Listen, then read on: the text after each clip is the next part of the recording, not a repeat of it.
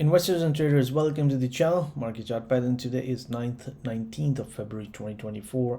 I hope everyone is having a great day, and for my colleagues in the United States, I hope everyone is having a fantastic long weekend. Today the cash markets are closed. I believe the Globex index was open for maybe certain hours for the US stock indices. Therefore, I'm doing the weekend review a little bit late today on Monday, 19th of February, as it is a holiday in the United States for the Presidential Day. As always, this video is for educational purposes only, and it is not a financial advice. In this video, we will take a look at the key US markets, such as the bond market, the dollar index, key currencies, gold, and then we'll focus on the US stock indices. So we will just quickly start with this chart. This is the daily chart of the Dowjones Industrial Cash Index. It's not the futures, it's the cash. And here I just wanted to remind one of the key dates that we are watching for is on the 27th of February 2024. So we'll wait and see what the market is likely to do when we get there. We'll just keep that in mind. And then another key date, which is based on the low to low 54 trading day cycle, comes around the 2nd of April 2024. Now the thing with the timing is that these dates work with 2 to 3 trading days plus minus on either side of these dates. So sometimes the cycles come a little bit early, sometimes they come a little bit late, and it's also possible that there is some bigger cycle that these dates that we are watching they do not materialize. That possibility is always there, as time is a little bit more elusive, but these are the timing cycles that we are working with. So with that in mind, what we'll do is we will begin to take a look at the bond market. So we'll start with the long bond futures. So this is the 30-year treasury bond futures daily chart. And what we see is that this market continuously moves lower, but it had a fantastic run. So that's 23rd of October 2023. That's when the market began to actually price in that the Federal Reserve might in fact be cutting the interest rates when we move into 2024. And the thing about the bond markets and why it's really important to take a look at the bond markets, the interest rate markets, is because they are very sensitive to interest rates, and they are able to actually sniff out what is likely to happen in the interest rate markets way in advance than the stock market, for example. So that's why it's really important to take a look at these markets. And the way the price works is that if the price is moving higher for bonds, the yields are moving lower, which means the interest rates are expected to be lower, and vice versa. So for example, when the price is moving lower, then this means the yields are actually moving higher. So what we have here is a ABCD pattern. This is what we were actually watching for when we did the last weekend's review. So that ABCD one-to-one price projection, it completes around 117.17. The market is pretty much there. Actually, it's just a few points away. And then below that we have the 50% retracement, 116.23. So we'll have to wait and see how this market is actually going to trade moving into the first trading day of after the holidays. So that's gonna be tomorrow, 20th of February 2024. But so far what we have seen is, ever since the market found resistance from this 78.6% retracement, there we go, we have seen quite a lot of basically price moving quite quickly lower, or yields moving higher, and resulting in this one-to-one price projection ABCD. Then if we were to look at the longer term weekly chart, so here a look at this is where this bear market started way back in March of 2020. That's when we had this pandemic right at its peak, hitting the financial markets, and this market just started to go lower and lower and lower, and later on the Federal Reserve started to raise the interest rates for the Fed funds as well. So this market was actually able to sniff that out way in advance before the actual move happens. This is why these markets sometimes are also called clever markets, in the sense that they are very interest rate sensitive markets. Here, this is this black line. This is the concept of market symmetry that we have discussed several times, and what we have seen is that every time the market has rallied about this much, we have seen the resistance come in and the market begins to move lower.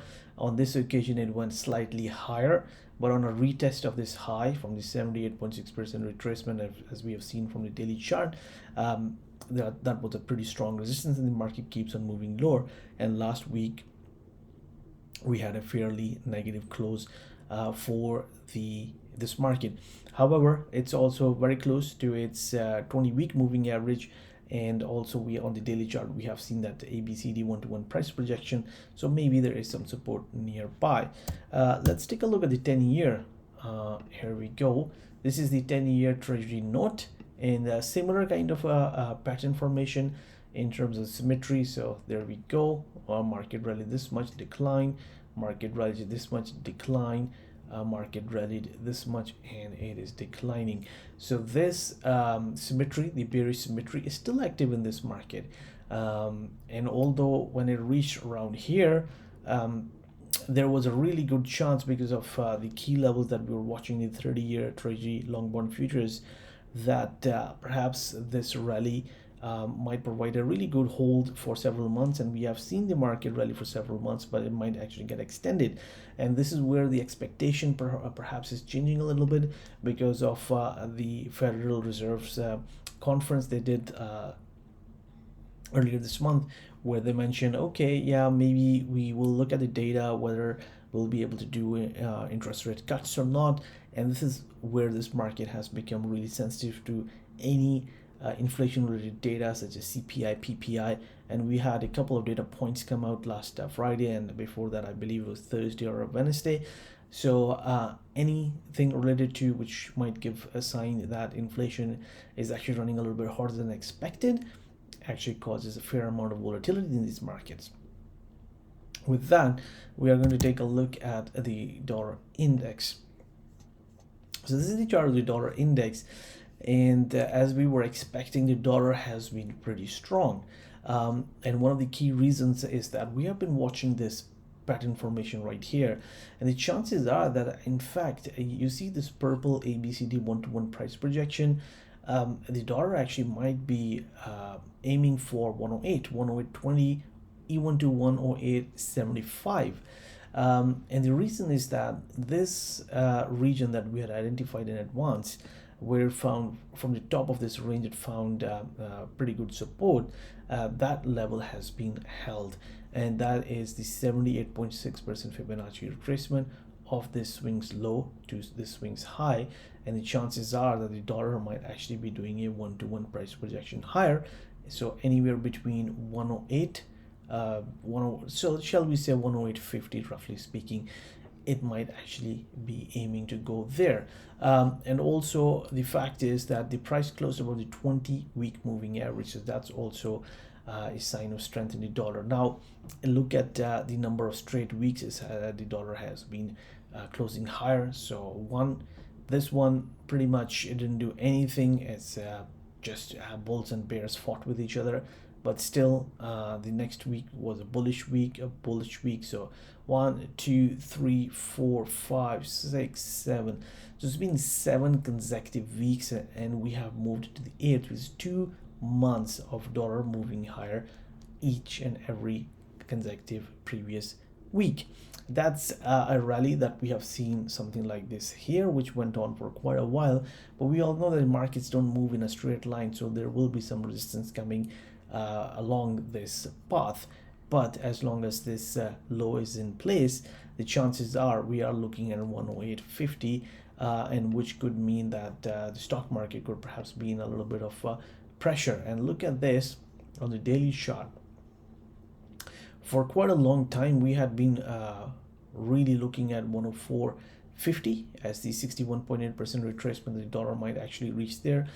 And what we're looking at is on the Tuesday, 13th of February, is really strong. Yeah, I believe there was some data point that was out, and it's just consolidating pretty much 50% of this bar, and the chances are that it's gonna go and tackle 105.50, which is the 78.6% retracement. So this is the daily chart. These are shorter term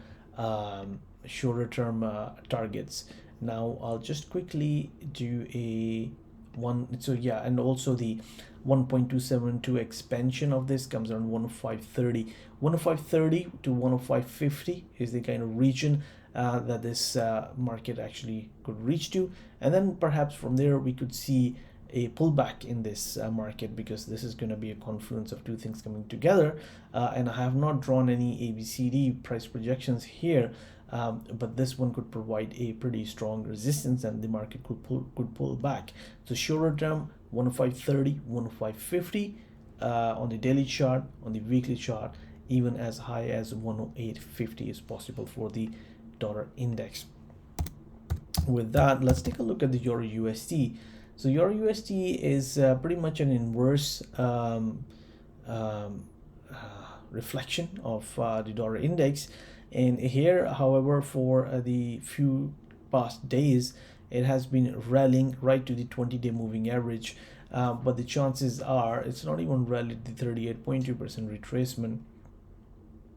The chances are that this rally is in fact might actually find sellers come into this market. So yeah, here we go. So even the 38.2 is way higher, and it might be just that it's in a trading range and it's just testing the upper part of this range, where the sellers might actually be willing to put some shorts in for this market as the dollar begins to strengthen. And with that, let's take a look at the weekly chart, and here we go. And what we see is some sort of consolidation around here, but just below the 20-week moving average. So the chances are it's gonna go to 104 level. That remains the possibility for the Euro USD. The next one we're going to take a look at is the Japanese yen. So here we go. This is the weekly chart of Japanese yen. And here what we can see is dollar is actually pretty strong against the Japanese yen, or the Japanese yen is pretty weak. And what we have recently also seen in the news is that Japan's stock market has hit the new all-time highs, or it's near that level, which we had seen last time in the 1990s. And then that shows that, you know, if the yen is weaker, then your assets, such as risky assets, are likely to benefit from that. And also what we see is that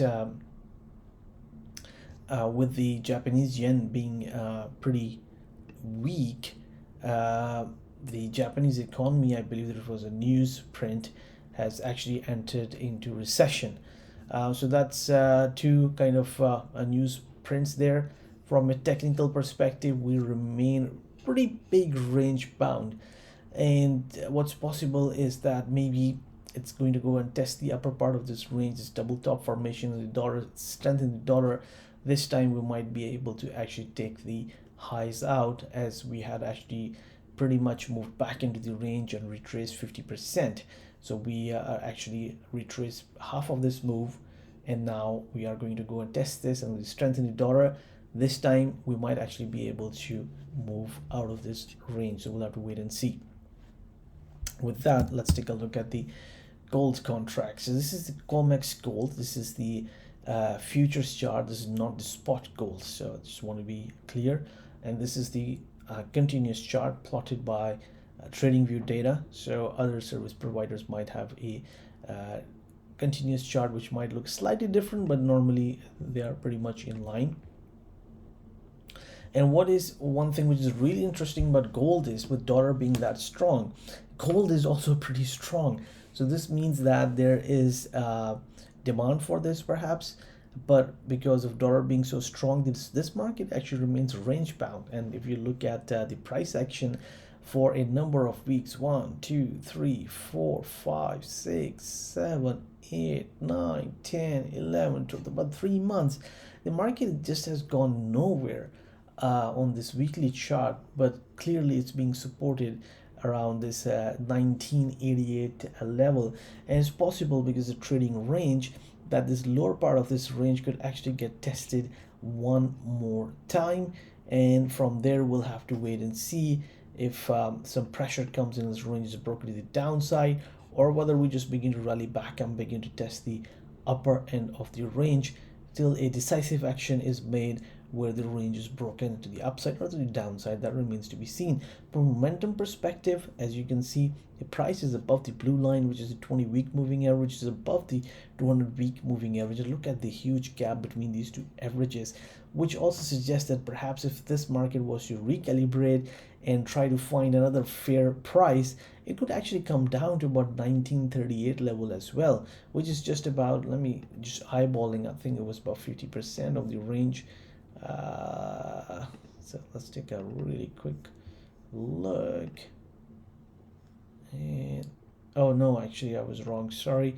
It has already tested the 50% of this range around 1988. So yeah, maybe it just keeps on bouncing, kind of recalibrating around here, trying to find and agreeing on a fair price. And if we were to take a look at this on the daily charts, a shorter term, what we are looking at is again really range bound price action, some strength in the gold.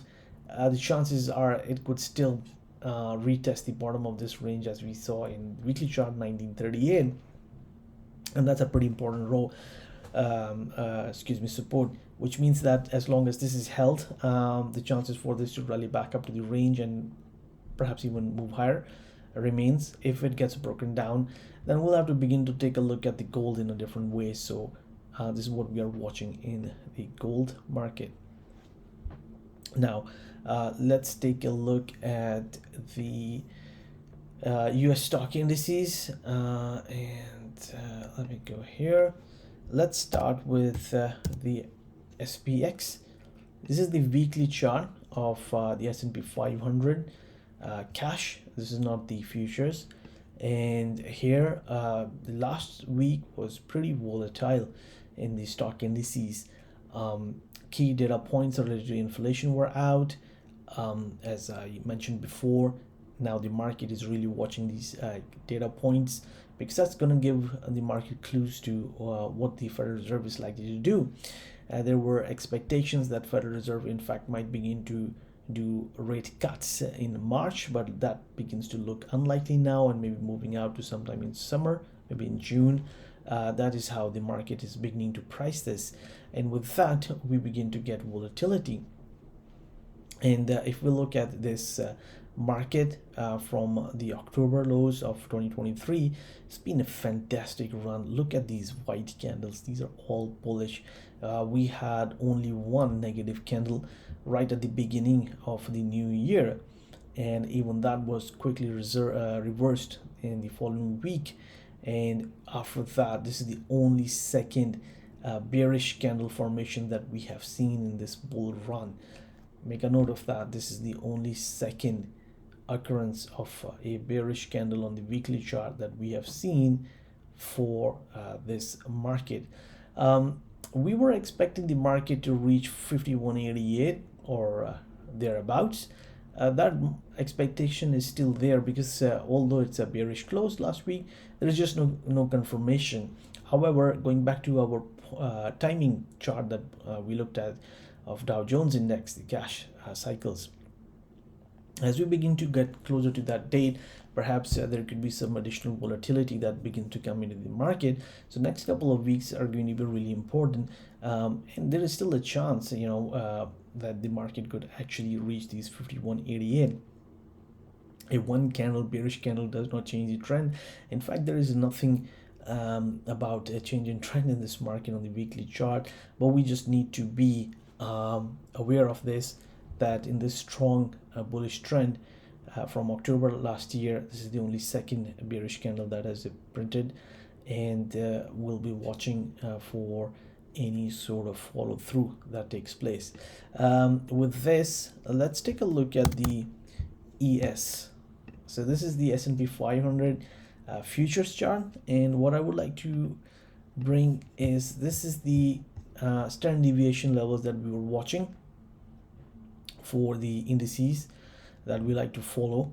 And here what we have seen is, with the kind of volatility seen in the markets last week, these ones have actually just retraced between their -1 and -2 standard deviation levels, with the exception of Dow Jones, which I believe was not able to reach its -1 standard deviation level, but the rest were all between -1 and -2 standard deviation levels, which is pretty normal trading behavior, because these are the expected ranges that we were expecting the markets to move in.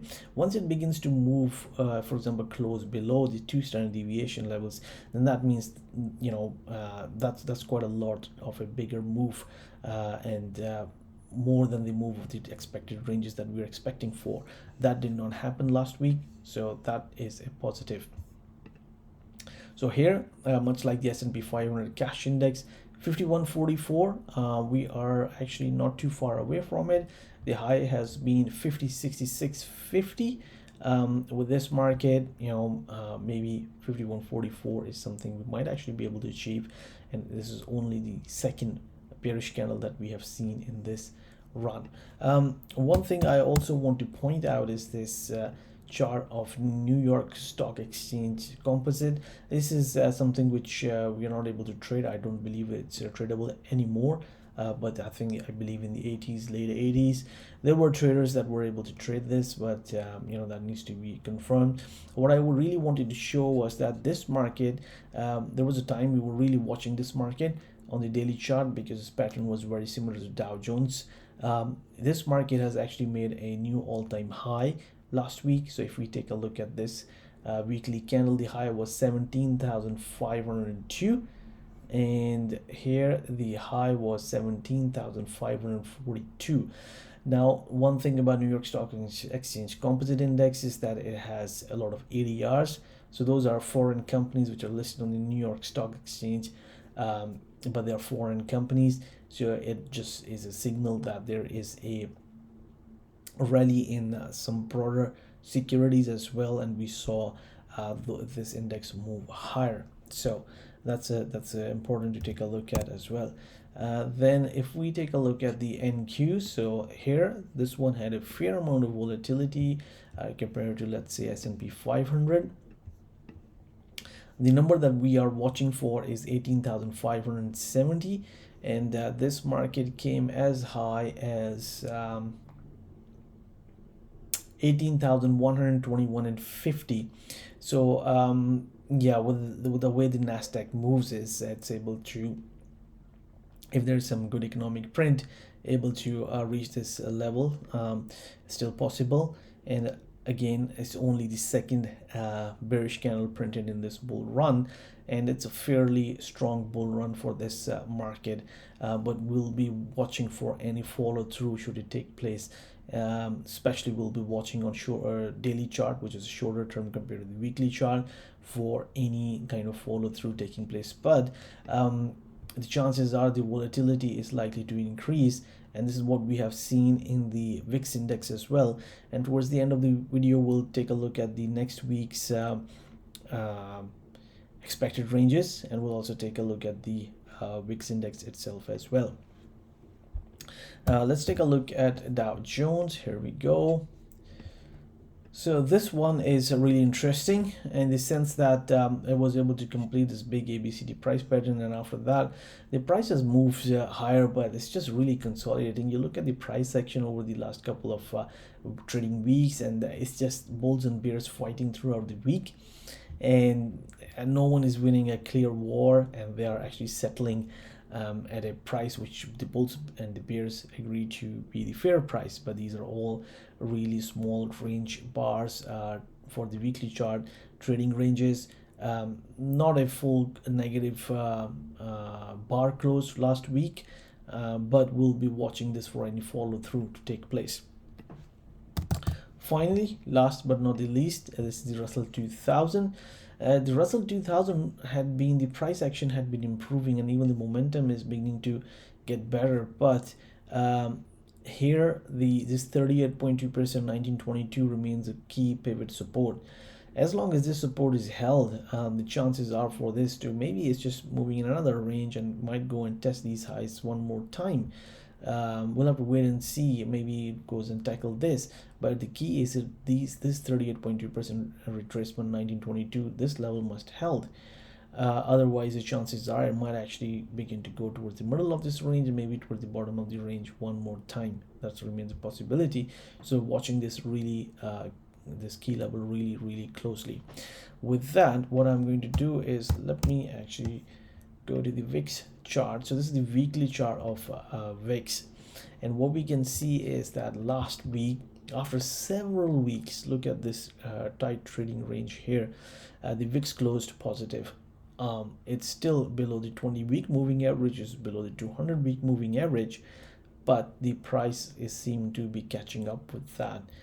So what it shows is that there has been an increase in the volatility. There was a fair amount of volatility there, and it was able to retrace about 50% of this swing high to low and then closed lower. The way we look at the VIX indexes, because we try to make things more meaningful out of it. But if the VIX is printing 14.25, well, what does that mean? Because what VIX is basically, it's telling that over the course of it's an annualized over the course of X number of days, which I think it's 30 days for the bond. This is the kind of volatility that is expected. So what we do is we actually try to reverse engineer and look at the print of the VIX and come up with the kind of data points, meaning the range to be expected for the next 5 trading days. So this is how we begin to basically de-annualize it and begin to make it more meaningful for our trading day or trading week perspective. So based on this is why you see 1425. This is where the VIX closed last week, and based on simple calculations, we expect that next week the S&P 500 could in fact move by about 99 points, and the NQs could move by 356 points. Dow Jones futures 765, and Russell about 40 points. And then we add that or subtract that from the previous weekly close of these indices, and then we come up with the +1 and +2 standard deviation, +1 and -1 standard deviation levels. And for +2 and ±2 standard deviations levels, we have to multiply this figure by 2 and then add and subtract from the last week's close. This is how we come up with these ranges. We try to actually make this print more meaningful. 14.25, but what does it mean? This is how we work out the ranges for the expected ranges for the next week, and it could also be worked out for the next day. We have done this on this channel here when we were really closely watching these on a daily basis, which I think I'll just start doing again because the volatility is likely to pick up. Okay, I hope you'll find this video beneficial, and if you do, then please give it a thumbs up. And if you like how we do the technical analysis here for the US key markets, then please do think about subscribing to the channel. Thank you very much for watching the video. Do apologize, it's been a pretty long video, but we had a lot to catch up as well because number of things that are happening in the markets and number of things that we're watching. Thank you very much. Have a great weekend, a great holiday, whoever is celebrating the holiday today. And I'll speak to you guys soon. Good luck and good trading.